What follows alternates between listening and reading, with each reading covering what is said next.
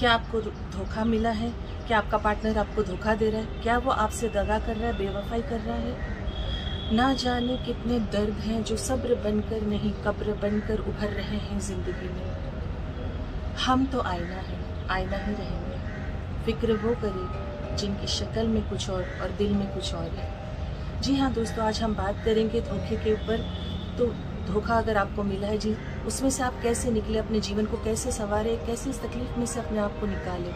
आज हम इसी पर पूरी बात करेंगे कि अगर आपको धोखा मिला है जीवन में तो आपको क्या करना चाहिए। हेलो दोस्तों, कैसे हैं आप सब, केम छो? आप सभी का स्वागत करती हूँ। दोस्तों आज हम बात करेंगे धोखा, जो बेवफाई कहते हैं कई लोग, मगर धोखा वर्ड करेक्ट है, जिसे कहते हैं ना कि एक ऐसे जख्म बना देता है जीवन में जो नासुर बन जाते हैं, और वो नासुर कभी भी ठीक नहीं होते हैं, और उस नासुर में से खून निकलने लगता है।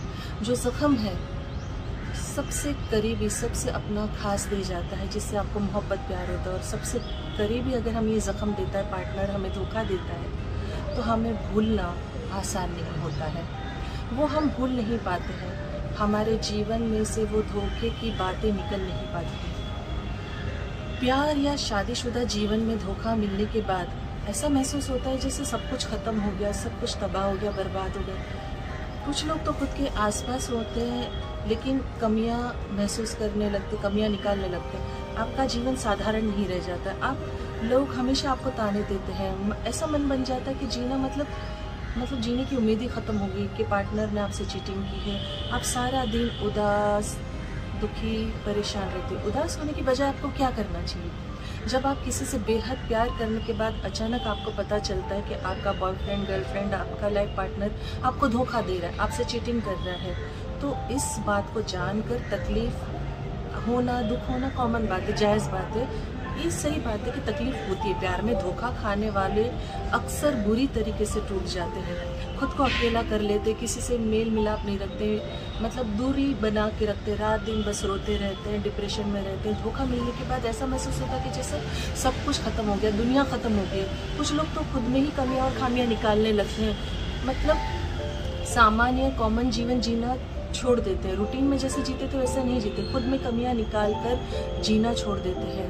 अपनी कोई गलती नहीं होने के बावजूद भी सारी गलती मेरी है, सब कुछ मेरी वजह से हुआ, यही कहकर जीते हैं। ऐसा जो इंसान है आपके साथ जो धोखा करता है, ऐसे उस इंसान के साथ बिल्कुल मत रहिए। सारा दिन उदास होने की बजाय आपको अपने जीवन पर ध्यान देना चाहिए। उस सामने वाला व्यक्ति आपसे चीटिंग करके चला गया, जिस पर आपको यकीन हो कि मतलब ये इंसान ने मुझे धोखा दिया है, दुख होता है, रोना आता है, और रोना कोई बुरी बात नहीं है। आप जी भर के रो लीजिए। रोना कमजोरी की निशानी मत बनने दीजिए। रोने से आपका मन का बोझ हल्का करिए, स्ट्रांग बनिए। आप जितना हो सके लाइफ में ना, जो उससे जुड़ी हुई हर बातें हैं आपसे, मतलब अगर जैसे कि सामान की बात कर लीजिए, आपको कोई गिफ्ट दिए, सोच विचार, प्यार मोहब्बत की बातें, सारी बातों को भूलने की कोशिश कीजिए, और ये समझने की कोशिश कीजिए कि वो इंसान, वो व्यक्ति आपके प्यार के लायक था ही नहीं या थी ही नहीं। क्योंकि अगर जो प्यार के लायक होता है वो प्यार को कभी दगा धोखा देता नहीं। सबसे मेजर आपको सम्मान देगा सबके सामने, और अकेले में भी खुद से कहते हैं, खुद को दूर कर लीजिए इस इंसान से जो आपके बेहद करीब है, या चाहे कितना भी दुखी करते हो उनके करीब मत रहिए। जो आपका कदर करे, जो आपको कहते हैं दुखी ना देख सके, ऐसे लोगों के ज़्यादा समय अपना व्यतीत कीजिए जो आपको मान सम्मान दे, प्यार दे। धोखेबाज पार्टनर जिसने भी आपके साथ दगा किया है, धोखा किया है, जल्दी भूल सकेंगे अगर आप अच्छे इंसान के साथ रहें। अपने करीबियों के साथ जो आप अंदर फील करते हो, जो आपकी भावना है, शेयर करो। क्या हो जाता है, हम अपनी फीलिंग्स बता नहीं पाते। जो हालात है, इस तरीके की जो परिस्थिति होती है ना, उसे हैंडल करना, उसे कहते हैं ना क्षमता आएगी, एक ताकत आएगी कि जब आप अपने करीबियों के साथ रहोगे, जो आपके वेलविशर है, आप उनकी राय लीजिए, उनसे बात कीजिए, अपने आप के कहते हैं ना आगे की ज़िंदगी के बारे में बात कीजिए, अपने फ्यूचर के बारे में बात कीजिए, आगे आपको क्या करना चाहिए, क्या नहीं करना चाहिए। ये लोग आपको अच्छी सलाह दे सकते हैं। आपके पार्टनर ने आपको धोखा क्यों दिया, उससे आपने, उसका इरादा क्या था, उसने क्यों ऐसा किया, उसको हर एंगल से सोचने समझने की कोशिश कीजिए। इससे आपका भविष्य में किसी भी रिश्ते में बनने के बाद धोखा खाने से ना आप बच जाएंगे, आप बचे रहेंगे। आप लोगों को परख कर किसी भी रिश्ते में हाँ बोल सकेंगे, ताकि क्या होता है ना कि दोबारा आपके साथ ऐसा ना हो, क्योंकि आपने एनालाइज कर लिया है सामने वाले व्यक्ति को। कुछ व्यक्ति ऐसे होते हैं ना, उनकी गलती के कारण तो नहीं धोखा दिया, छोड़ने का फैसला किया। इस तरीके के जो विचार आपके मन में आते भी हैं तो स्वाभाविक है, ये गलती आपकी नहीं है। इसीलिए ऐसा बिल्कुल भी मत सोचिए कि जो धोखेबाज व्यक्ति होता है ना, जो धोखा देने का एक उनके अंदर एक इनबिल्ट फितरत होती है, वो सामने वाले व्यक्ति कहते हैं ना सोने का भी बन जाए तो भी धोखा देके जाएगा। एक बहुत पुरानी बात है, साथ निभाने वाले जिंदगी भर निभा देते और नहीं निभाने वाले कभी भी किसी भी वक्त किसी भी मोड़ पे छोड़ देंगे, धोखा दे जाएंगे। परिस्थिति को कहते हैं ना हर स्थिति से, हर एंगल से समझने की कोशिश कीजिए।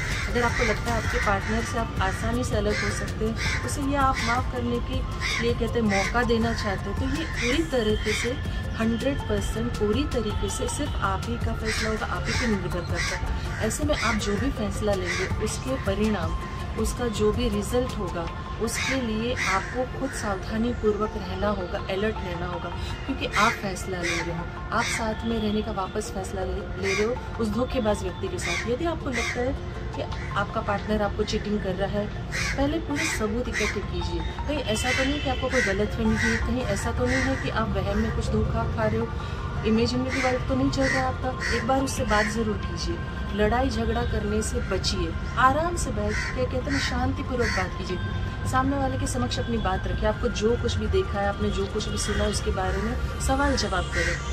अगर गलत शब्दों का इस्तेमाल करने से आप बचेंगे तो आपका जो भी पार्टनर है वो सब कुछ आपको सच बताने की कोशिश कर सकता है। अगर आप सरलता से बात करोगे, शांति से बात करोगे, अच्छे शब्दों से बात करोगे, तो किसी भी फैसले तक पहुंचने में आप सक्षम रहोगे, आसानी से आप फैसले ले पाओगे। लड़ाई झगड़ा सिर्फ इसलिए ना करें क्योंकि जो आपका पार्टनर है, आपका पति हो, गर्लफ्रेंड हो, बॉयफ्रेंड हो, जो भी हो, उसने जो भी गलत किया है वो स्वीकार कर लेगा या कर लेगी, सच्चाई को स्वीकार करेगा। अगर सही 1% अगर कुछ होगा मोहब्बत तो स्वीकार करने के बाद अगर आप माफ़ करें ना करें, पूरी तरह आप पर डिपेंड करता है, आप पर निर्भर करता है। तो जो बातें हैं बहुत सरल है, सिंपल बातें हैं जो आपको सोचना है अपने जीवन के बारे में। और अगर आपको धोखा मिला है तो दोबारा देखिए, मेरा मानना है पर्सनली कि प्रैक्टिकली मैंने देखा है कि जो इंसान आपको एक बार धोखा दे सकता है, दगा दे सकता है, वो बार बार भी दे सकता है, क्योंकि वो उसकी फितरत है, उसकी आदत है, उसकी नेचर है, आदत बन गई है।